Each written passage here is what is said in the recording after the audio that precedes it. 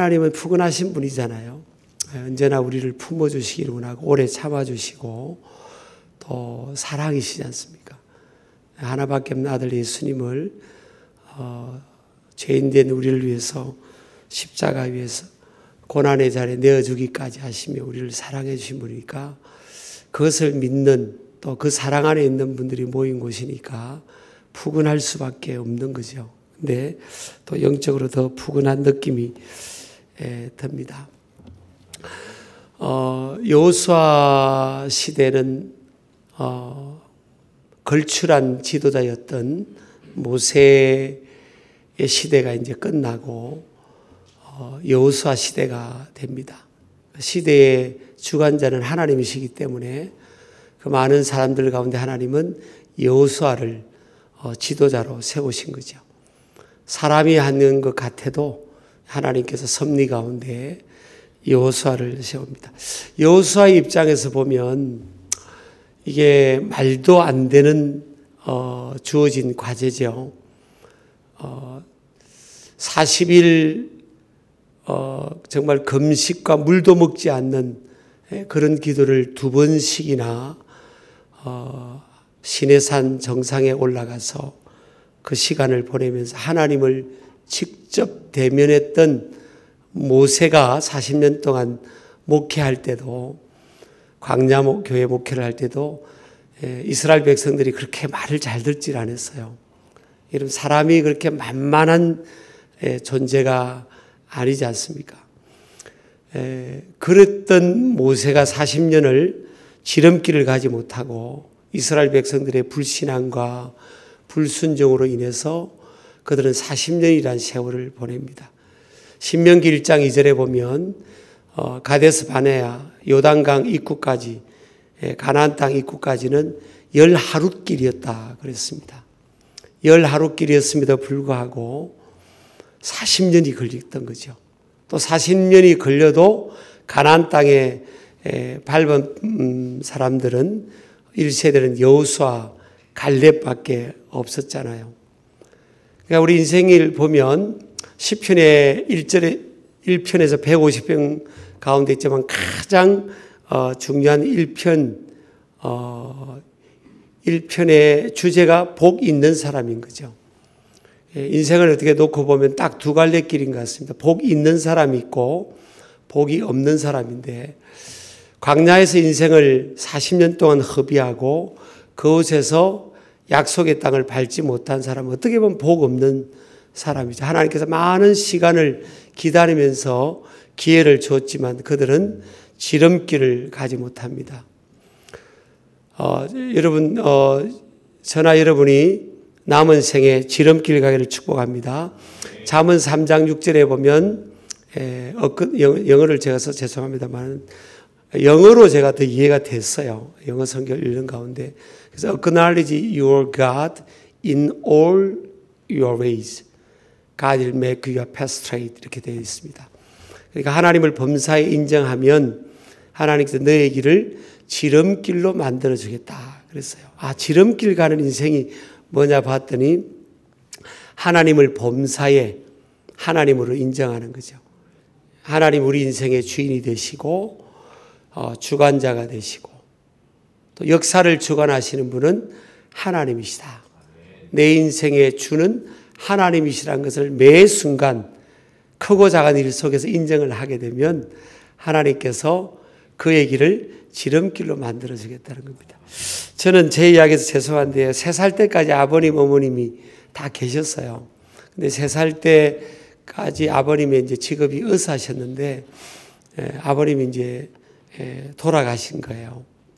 물론 뭐 제가 돌아가시러 한 것도 아니고, 저는 어느 시점에는 하나님의 섭리였다는 것을 깨닫고, 이제 제 내면의 힐링을 경험하게 됐는데, 어머님도 당신 길을 젊어서 가버리고, 저는 할아버지 할머니, 친할아버지 할머니 밑에 위탁되어서 이제 자랐잖아요. 어떻게 보면 불쌍한 그런 상황이죠. 그래서 동네 아주머니들이 저를 볼 때마다 아이고 기용이 저거 불쌍해서 어떻게 하나 뭐 매번 그러셨어요. 그래서 그런지 그 어린아이의 캐파, 그 생각의 어떤 그 분량 안에서 그 환경의 영향을 받는 그 분량 안에서 저의 그 인생의 어떤 그 열망이랄까요. 그 방향은 불쌍하다고 했으니까 제가 어느 날 어린 시절 이제 주일학교 때부터 교회를 가게 되면서 그런 기도를 했던 것 같아요. 하나님, 나를 축복해 달라고. 하나님이 살아계시면 나의 길을 인도해 달라고. 초등학교 5학년 때도 진지하게 그런 기도를 했던 것 같아요. 기도를 뭐 잘하고 그런 게 아니라 오늘 기도 대표 기도를 목사님보다 더 잘하시는 것 같아요. 근데 하나님이 그 기도도 기억하셨던 것 같아요.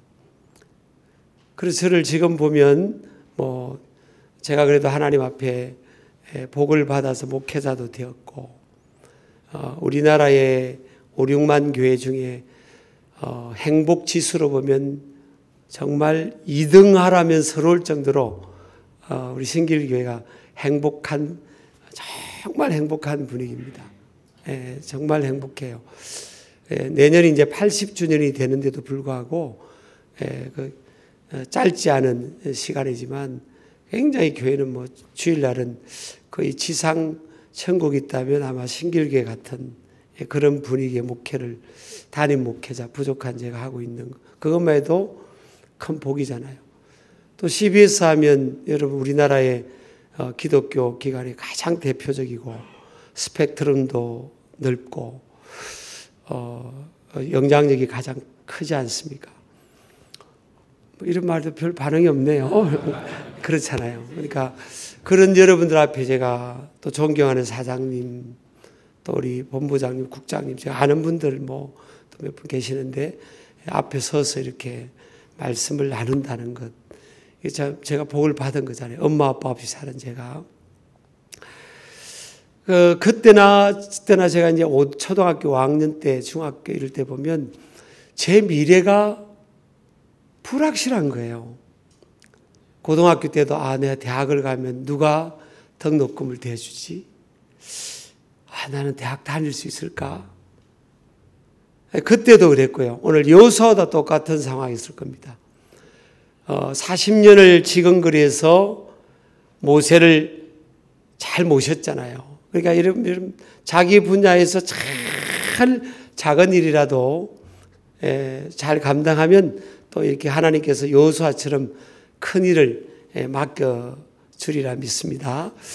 그런데 그 걸출한 옆에서 40년을 모세의 그 리더십과 지도력을 몸소 또 가까운 지근거리에서 봤던 그 모세도 감당이 안 됐던 그 200만 명이 넘는 그 자기 생각대로 살아가려고 하는 그들. 그래서 이사야서 53장에 보면 딱 한 줄로 되어 있잖아요. 그런 사람들. 각기 제 길로 갔더니. 그런 사람들을 잘 알고 있는데 이제 어느 날 여호수아가 그 일을 맡아야 되는 거잖아요. 근데 하나님께서 하신 것은 단 하나밖에 없어요. 약속밖에 없습니다. 그 가나안 땅을 주겠다는 약속. 그런데 정탐을 여호수아도 직접 한 경험이 있잖아요. 40일 동안. 이미 그곳에는 가나안의 족속들이 다 살고 있고요. 그들보다 무기 체계는 앞서 있고 청동기 시대 이미 철기 문화가 이 가나안 땅에는 장착이 되어 있고 체급도 사람의 크기도 훨씬 아낙 자손들 같은 경우는 자이언트라고 거인들이 거기에 있다 그랬어요. 또 수비적으로도 좋은 위치를 점하고 수비하는 입장에서 또 전쟁이 그 당시는 원시적 전쟁이었으니까 유리한 상황이잖아요. 그러니까 이스라엘 백성들에게는 모든 면이 불리한 거예요. 이 전쟁이란 상황은 이기면 다 같지만 지면 모든 걸 빼앗기는 거잖아요. 어떻게 보면 목숨까지도 빼앗기는. 그러니까 이 불확실한 이 미래에 대한 얼마나 큰 불안함이 있겠어요. 그런데 하나님께서 여호수아에게 가장 전쟁에 필요한 것은 일반적으로 생각할 때는 더 높은 차원의 어드밴스 차원의 어떤 무기라든지 또 잘 훈련된 군인이라든지 군사, 군비력 이런 것들이 더 요구되는 상황인데 하나님은 그냥 말씀만 주세요. 내가 모세와 함께 한 것처럼 너와 함께 해주겠다. 단 네가 우로나 좌로나 치우치지 말아라. 예, 그 기준은 뭔가 하면 하토라라고 되어 있어요. 토라 말씀이에요. 이 말씀으로부터 우로나 좌로나 치우치지 마라. 한국교회도 지금 기독교 신운동가 이렇게 바닥을 치는 이유가 너무 한쪽으로 좀 치우친 거잖아요, 사실은. 우리끼리 이야기지만, 뭐 저를 비롯해서 우리끼리 이야기지만, 치우친 모습이 너무 부각돼 버려서 전체 목소리인 것처럼, 그렇게 이제 이미지화된 게 저는 가장 큰, 결정적인, 부정적인 요인이라고 생각을 합니다. 그래서 하나님께서 여호수아에게 어디 가든지 걱정하지 마라. 생사화복을 주관하시는 것은 나다.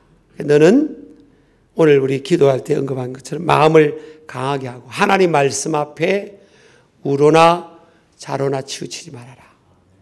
우리가 생각할 때 뭐 우나 좌나 안 치우치면 되지 이럴 수 있잖아요. 인간은 연약한 존재입니다. 그래서 여러분 그 조지 버너라는 그 세계적인 미래 학자가 쓴 책 보면 The Frog in the Kettle 이라는 책이 보면 그에 보면 개구리 비유가 있잖아요.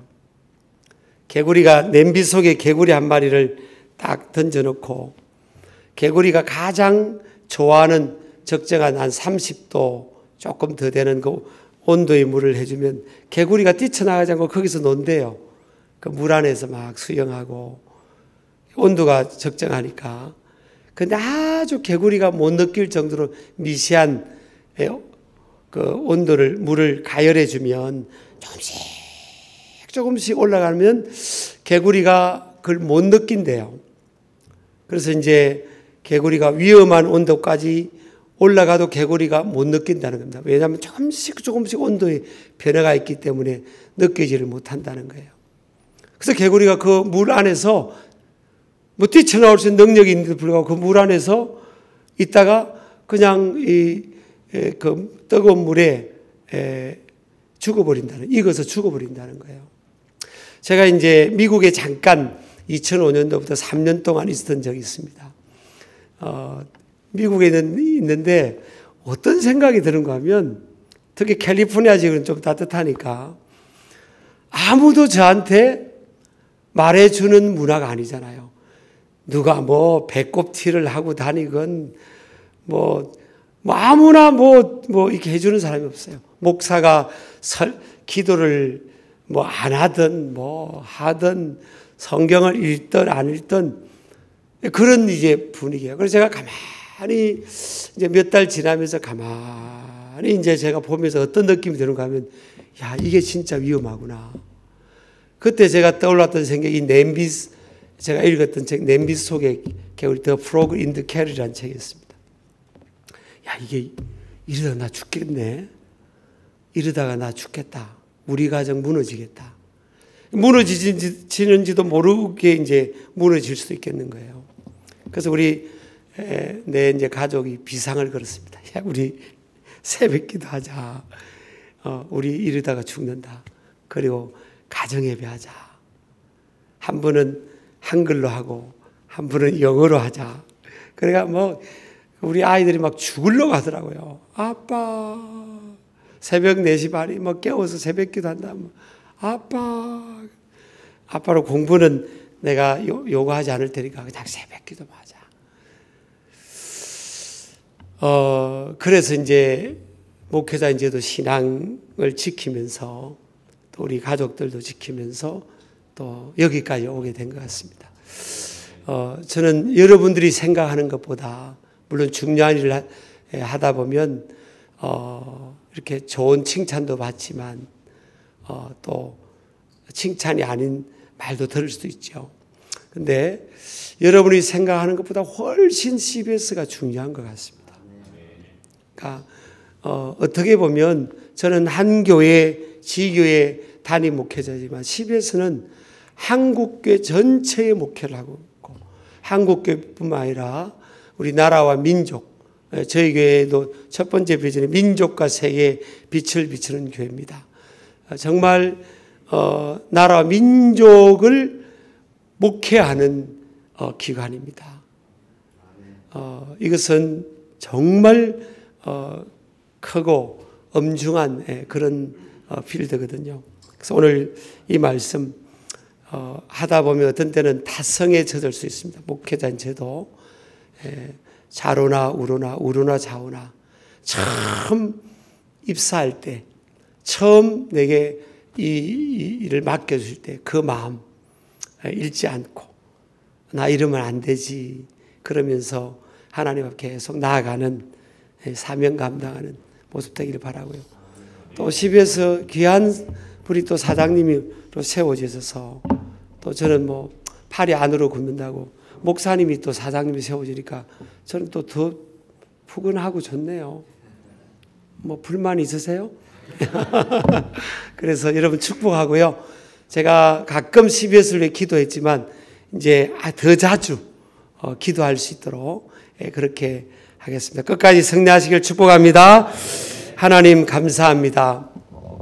하나님께서 이 나라 민족을 사랑하시고 또 한국교회를 사랑하셔서 CBS를 우리 1954년에 세우셔서 이제 여기까지 한국교회 부흥과 이 나라 민족의 암울할 때 빛과 등불 역할을 감당하는 하나님의 덕으로 여기까지 인도해 주셨습니다.